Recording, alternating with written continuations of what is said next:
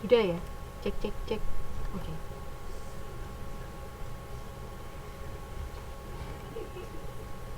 Jadi untuk biaya penjualan dan administrasi tidak pakai ditambahkan 4 juta, hanya yang variabel saja, yaitu dikalikan 250.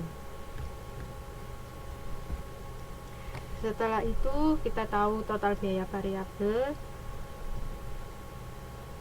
dan kontribusi margin.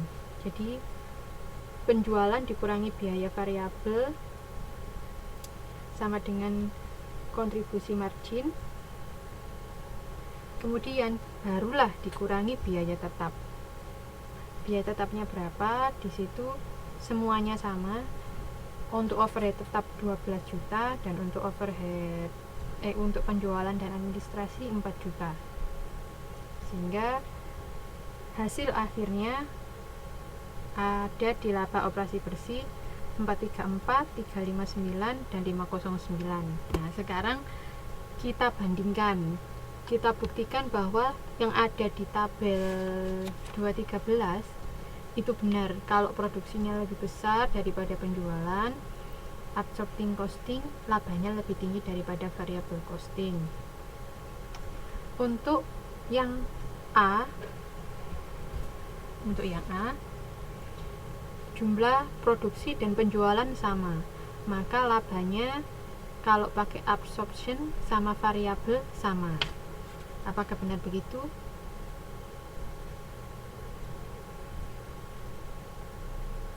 Untuk produk yang A, dia memproduksi dan menjual dengan jumlah yang sama.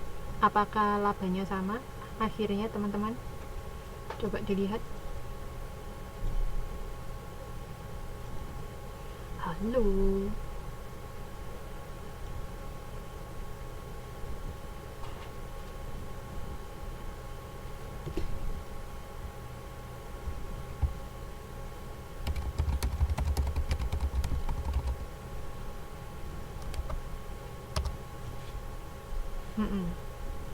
Jadi kalau produksi dan penjualannya sama, pakai kedua metode itu hasilnya juga akan sama. Di sini hasilnya adalah labanya 434 juta. Nah, kalau soal yang B itu produksinya lebih besar daripada penjualan. Harusnya memakai absorption costing itu lebih besar labanya daripada variable costing. Apakah benar? Iya, benar. Yaitu 361 juta absorption costing, kalau pakai variable costing cuma 359. Berarti benar. Sebaliknya, kalau produksinya lebih sedikit, lebih baik menggunakan variable costing. Labanya lebih besar. Dan dibuktikan di sini 507 juta pada absorption costing dan 509 juta pada variable costing. Oke, jadi pernyataan ini benar. Sudah dibuktikan dengan contoh pada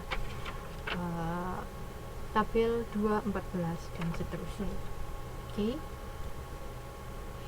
Ini mengenai hubungan produksi, penjualan, dan laba. Di situ nanti ada rekonsiliasinya.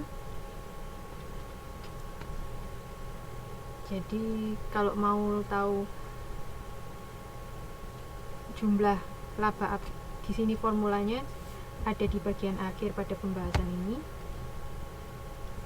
Formulanya seperti itu. Laba absorption costing dikurangi laba variable costing sama dengan tarif overhead tetap dikali jumlah barang yang diproduksi dikurangi jumlah barang jadi. Seperti itu teman-teman.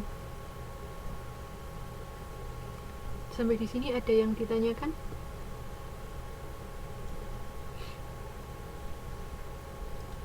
Kita lanjutkan.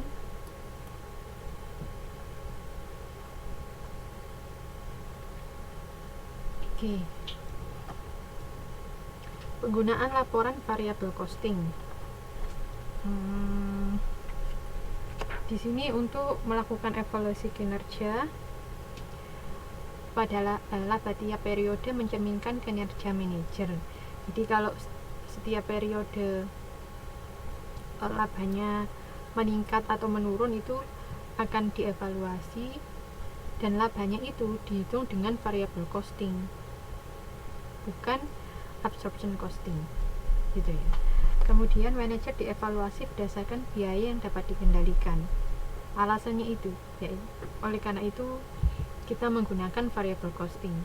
Kalau biaya tetap, manajer tidak bisa mengendalikannya, karena tetap memang segitu, karena memang harus segitu. Oleh karena itu yang dievaluasi adalah biaya variabelnya. Kalau biaya variabelnya yang dievaluasi, kita menggunakannya laporan variable costing. Begitu. Yang kedua, untuk pelaporan dan evaluasi kinerja segmen. Karena ada perusahaan yang mempunyai beberapa segmen, atau mungkin dia memproduksi beberapa jenis produk. Nah, untuk mengevaluasinya menggunakan variable costing, laporan variable costing. Biaya dalam segmen bisa terdiri dari biaya variabel, biaya tetap, biaya langsung segmen, dan biaya tetap bersama. Silahkan dibuka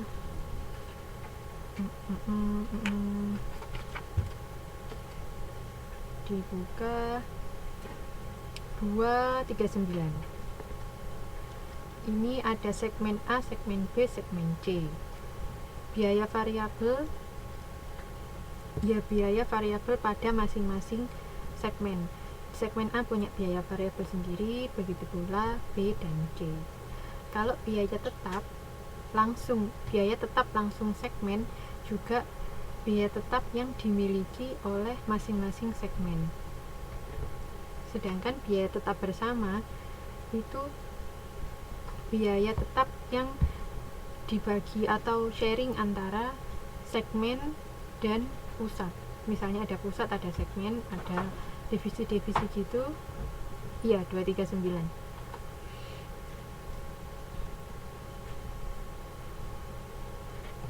Cek.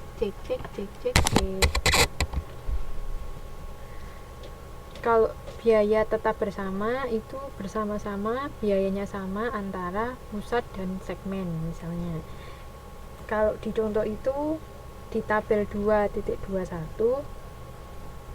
yang paling bawah sendiri, total biaya tetap langsung itu kan XXX bentar.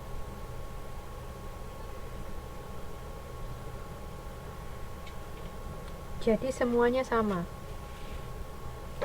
antara segmen A, segmen B, dan segmen C, itu biayanya sama, tidak per unit, tidak per segmen, tapi dia berbagi bersama-sama. Itu biaya tetapnya sama, itu disebut biaya tetap bersama. Kemudian ada biaya relevan atau relevant cost, biaya masa yang akan datang yang berbeda untuk berbagai alternatif untuk melakukan pengambilan keputusan. Jadi biaya ini digunakan saat kita mau mengambil keputusan, alternatif akan ada, mana yang akan kita pilih, itu disebut biaya relevan.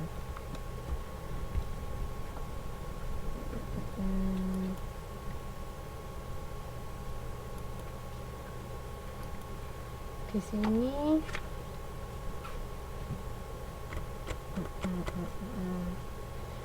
silakan teman-teman nanti dibaca untuk biaya relevan di halaman 241.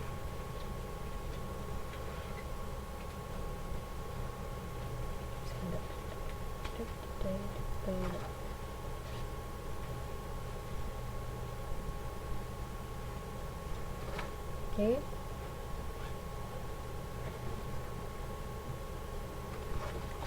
Kemudian ada yang keempat, model pengambilan keputusan. Sebelum kita mengambil keputusan, langkah-langkah yang harus kita lakukan yaitu mengidentifikasi dan merumuskan masalah.